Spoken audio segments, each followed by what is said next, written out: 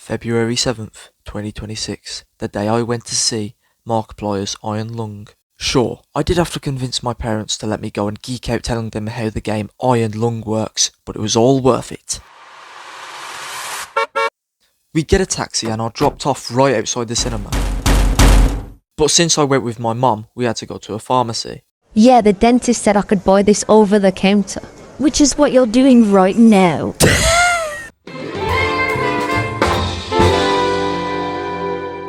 We step inside and I almost fall straight on my arse. Honestly, the floor was even more slippery than ice. And also, I just barely got in because they asked me for an ID, but I don't have one. Thankfully though, I was let through. So now, onto the movie. Beginning your descent. Now, I was actually a little worried the movie would be boring.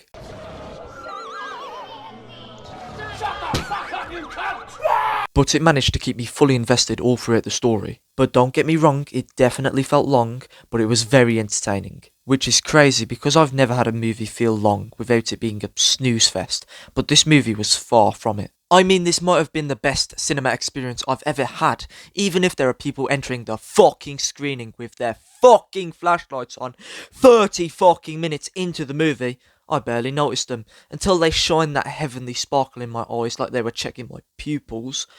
Sorry, back to the Iron Lung. The point is, I was immensely immersed into this movie, and normally I have a very low patience, which made me worried because people were saying the movie dragged. Well, jingle my fucking keys, mate. Y'all need to get a grip and allow things to go on slow mode for a while. The pacing was perfect for all of the film, except the very start of the film, because I was dead ass convinced for a second that the cinema accidentally played it 20 minutes into the movie. But other than that, the pacing was... Mwah. Chef's kiss. You know what wasn't quite chef's kiss though? Mark's acting. Unfortunately, it wasn't the best. At a few parts I could see the YouTuber excessive reaction side coming out, but at most parts I had actually completely disassociated Markiplier with Simon. Like, holy shit, that's some impressive ass acting. Like, whenever I'm watching something like Mission Impossible, I will always see Ethan Hunt as Tom Cruise, no matter how immersed I am into the story. But Mark really managed to sell the character here for me. Like, I'm a very avid Markiplier viewer, so I'm very impressed that he managed to make me forget about him, as he was literally, like, right in front of me, like, holy dude. Absolute cinema. I haven't had a better cinema experience than this since Tobey Maguire stepped out the portal in No Way Home and practically gave me a hand job with the "my back" line. One more thing about Mark's acting. The insane transition he went through. Not into a girl, even if his hair says otherwise, but the transition from a comedy in space to a horror, which is also in space. What is it with space and this guy? Pretty cool stuff if you ask me. First things first, I'm going to talk about the ending while it's still fresh in my mind. It was the only part of the movie where I didn't get it. I was very confused, which I imagine is intended, but the realism started turning to fantasy near the end, which was kind of like Whiplash, like when he started getting pimples or some kind of fungal infection all over his body. I was dumbfounded, and I was even more dumbfounded when he got superpowers and self-destructed himself. But I'm sure that question can be answered with one quick theory video, so it's not a big gripe. But I still kind of wish it was explained more, not by telling me directly like Netflix is doing, but because this movie had a lot of show not telling. But it was neither show nor told, which kind of upsets me. And Simon's almost instant transition from willing to do anything to survive to sacrificing himself for the greater good was a little unnatural. I mean, it was like at the snap of a finger. I want to live. I want to die. But I'll just chalk it up to being oxygen deprivation. Also, I didn't even know Ava was down in another submarine until I watched a review, and yet again, I was dumbfounded because this especially should have been told or shown better, because I never even considered the possibility of them having a spare, and you're only given like 3 seconds to perceive that there is another submarine in the monster's mouth, and let me tell you, it's really hard to see. I mean, I guess Ava says, "I'll come get you myself," but I just assumed she meant in the spacecraft, hovering above the blood ocean, with like a giant magnet or something. But what even was her plan? How can she possibly help with pulling Simon out of the blood ocean when she's down there? Looks like there's a hole in the submarine, and the plot. Going deeper into show not telling, it was great for the most part.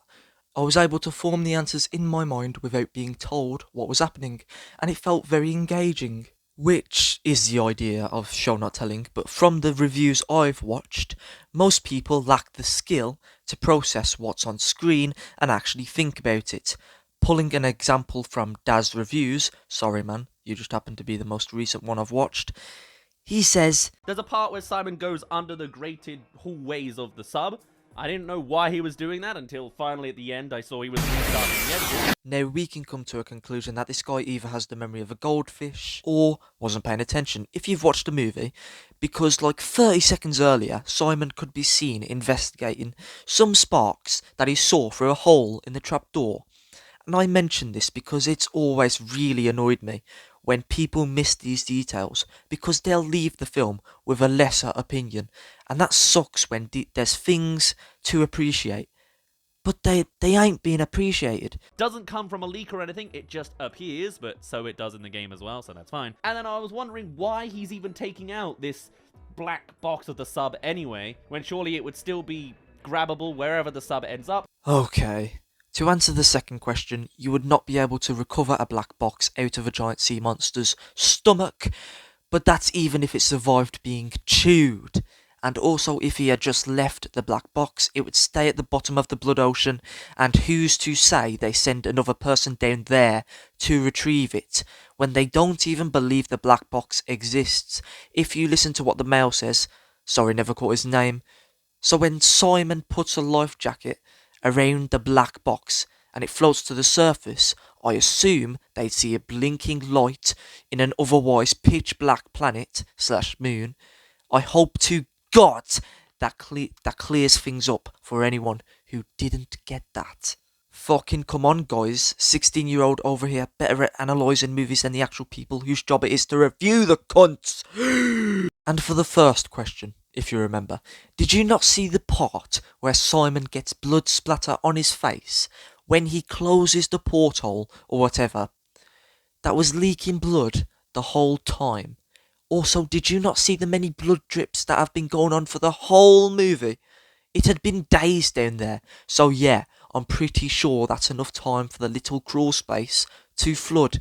Anyway, enough with the debunking and bullying, it just irritated me, I'm sorry. I'll find ya. Don't let it happen again. But anyway, let's talk specifically about the X-ray camera for a bit. The realisation that hit me when I found out they were X-ray cameras and that he had been taking pictures of big animal-like skeletons was bone-chilling. Ha! But then it was quickly replaced with disappointment once he found the skeletal remains again, and they were in fact just remains.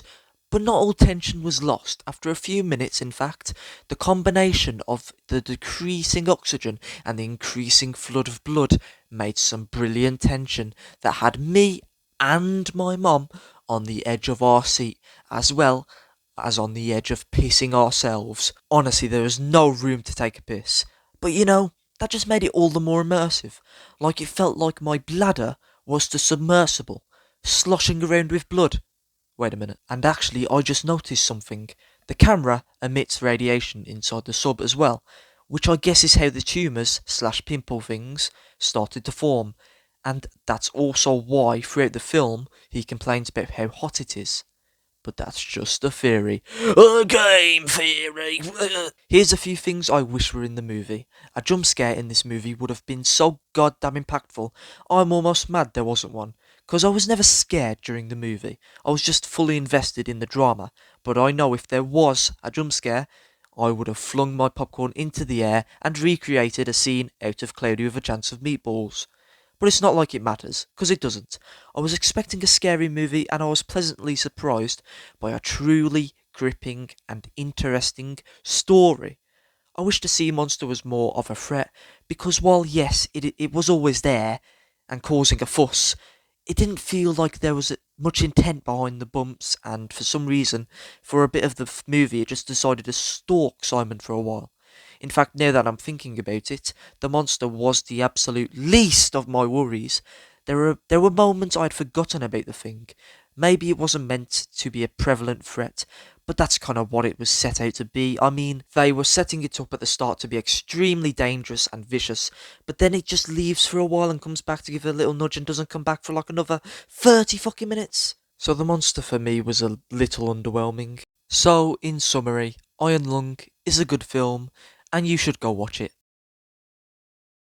So we get out the cinema and go to McDonald's. Naturally, we get our food. Fries are salty and piping hot. Yes. Mother calls a taxi and tells me to wait outside with her. Okay, sure. She gets a call that the taxi's outside. Where? Not even God, an omniscient being, fucking knows.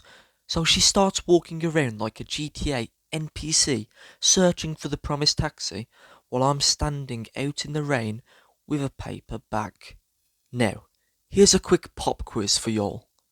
What happens when paper meets water?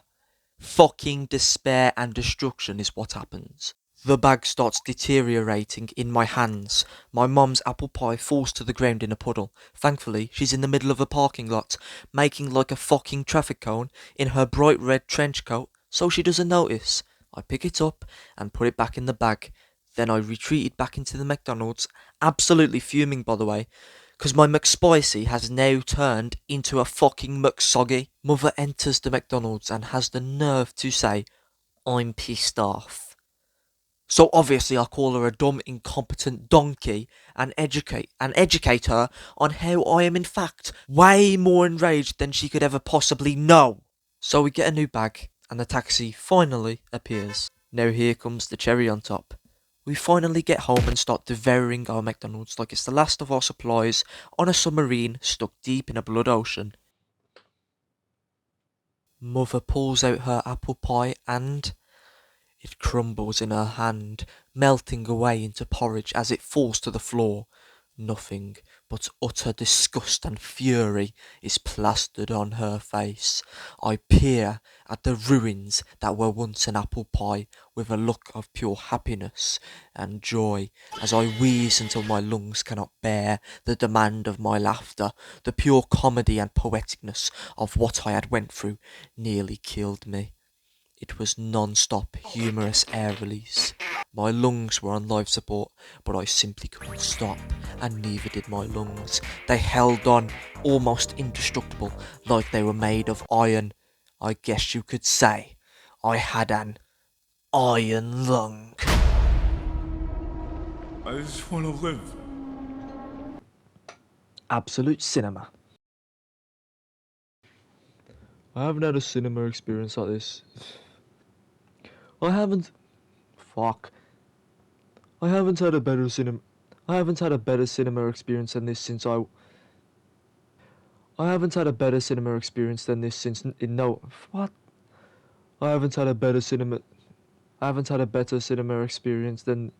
Fuck. I haven't had a better cinema experience than this since Tobey Maguire. I. I haven't had a better cinema experience than this since. Fuck me, bro. Can you?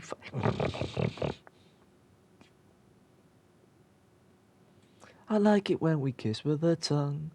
The lips, the teeth, the tip of the tongue. The lips, the teeth, the tip of the tongue. The lips, the teeth, the tip of the tongue. Lips to the teeth, the.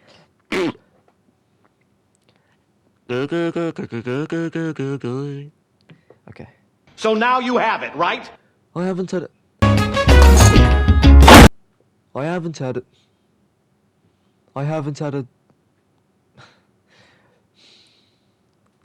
I haven't had a.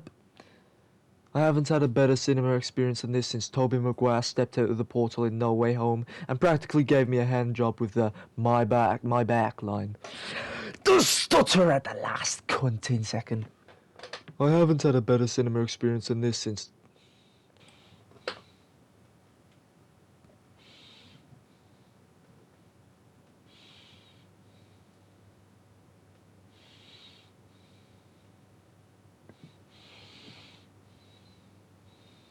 Right.